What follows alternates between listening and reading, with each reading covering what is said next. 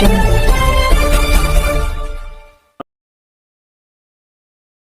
నమస్కారం, విజన్ టీవీకి స్వాగతం. కర్నూలు జిల్లా ఎమ్మిగనూరులో వైసీపీ నాయకులు ప్రజల అభివృద్ధి మరచి ఇసుక దోపిడీ, కర్ణాటక మద్యం అమ్ముకుని జేబులు నింపుకుంటున్నారు. ఒక్క ఛాన్స్ అంటూ వైసీపీ ప్రభుత్వం అధికారం చేపట్టి రాష్ట్రాన్ని అప్పుల పాలు చేసింది. గ్రామాలలో ఉపాధి లేక వలసలు వెళుతున్నారు.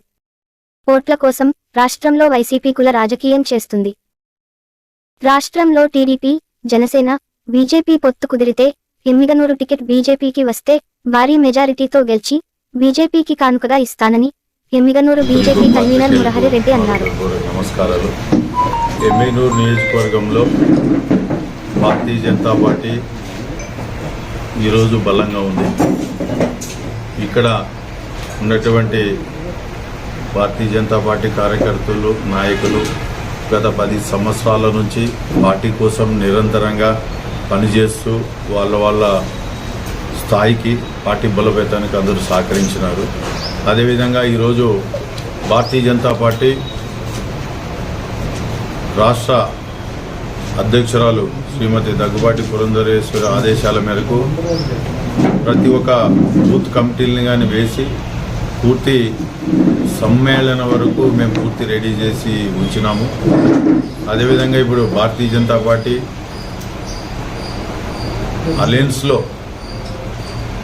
అవకాశం ఎమ్మిగనూరు నుంచి ఇస్తే మేము ఎమ్మిగనూరులో భారతీయ జనతా పార్టీ జెండా ఎగరేసేదానికి, అత్యధిక మెజార్టీతో గెలిపించేదానికి మేము పూర్తి కార్యకర్తలందరూ సహకరిస్తామని చెప్పి నాకు తెలియజేయడం జరిగింది.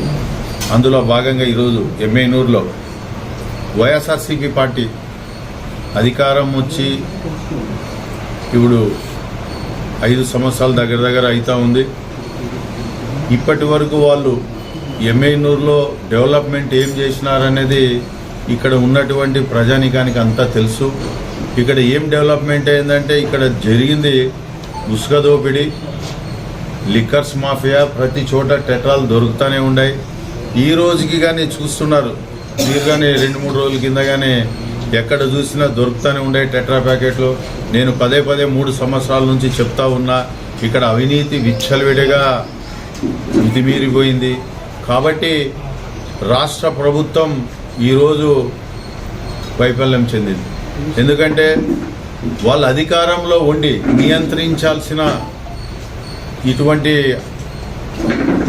కార్యక్రమాలను అడ్డుకట్ట వేయలేక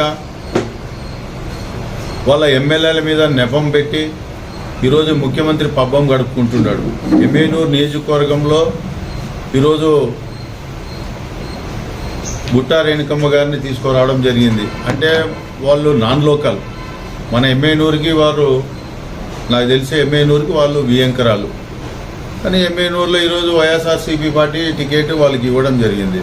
అంటే ఇప్పుడు అదే పార్టీలో అదే ఎమ్మెల్యే పక్కన ఉంటూ ఒక సమన్వయకర్తగా ఉండి ఈరోజు అధికార పార్టీ లాంఛనాలలో ప్రతి ప్రోగ్రాంలో వాళ్ళని ఇన్వాల్వ్మెంట్ చేస్తూ చెక్కులు పంపిణీ అయ్యుండొచ్చు, లేకపోతే అధికారానికి సంబంధించినటువంటివి ఏ ప్రోగ్రాంలో ఉన్నా అంటే సమన్వయకర్తకి పూర్తి అధికారాన్ని ఇచ్చి ఒక సిట్టింగ్ ఎమ్మెల్యేని డమ్మీగా చూపించి, అంటే ఇది ప్రజలకి మీరు అధికార పార్టీ ఏ మెసేజ్ ఇస్తున్నారని చెప్పి నేను అడుగుతా ఉన్నా. మీరే అధికారంలో ఉన్నారు, మీ ఎమ్మెల్యేలే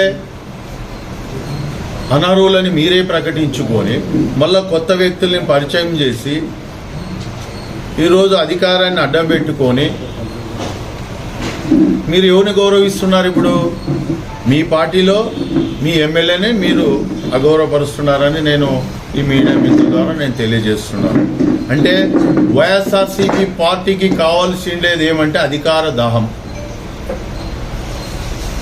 14th ఫైనాన్స్, 15th ఫైనాన్స్ నుంచి వచ్చిన నిధులు ఏ గ్రామీణ ప్రాంతాల్లో ఏ సర్పంచులు కానీ ఈరోజు ఒక్క పని వాళ్ళు చెప్పి ఎలక్షన్లలో వాళ్ళు చెప్పినటువంటి మాటని వాళ్ళ గ్రామీణ ప్రాంతాల్లో చెల్లుబాటు చేసుకోలేక ఎంపీటీసీలు, జెడ్పీటీసీలు, ఎమ్మిగనూరు మున్సిపాలిటీలో సంబంధించిన కౌన్సిలర్లతో సహా ఏ ఒక్కరు కానీ వాళ్ళు చెప్పిన మాట వాళ్ళ వార్డుల్లో కానీ వాళ్ళ గ్రామ పంచాయతీలలో కానీ వాళ్ళు చేసుకోలేకపోతున్నారు.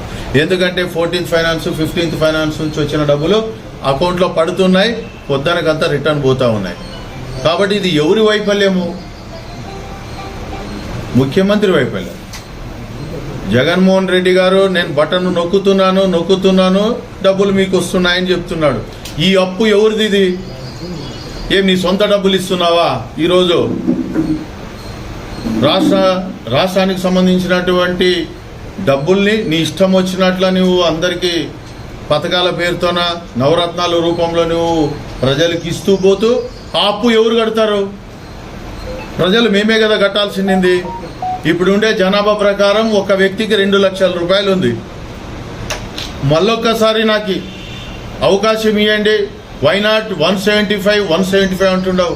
దేనికి సంకేతం ఇది? నీకు అంత నమ్మకమైన నీ ప్రభుత్వం అధికారంలో నువ్వు చలాయించింటే నువ్వు ఇంతమందిని ఎమ్మెల్యేలని ట్రాన్స్ఫర్లు ఎలా చేస్తున్నావు?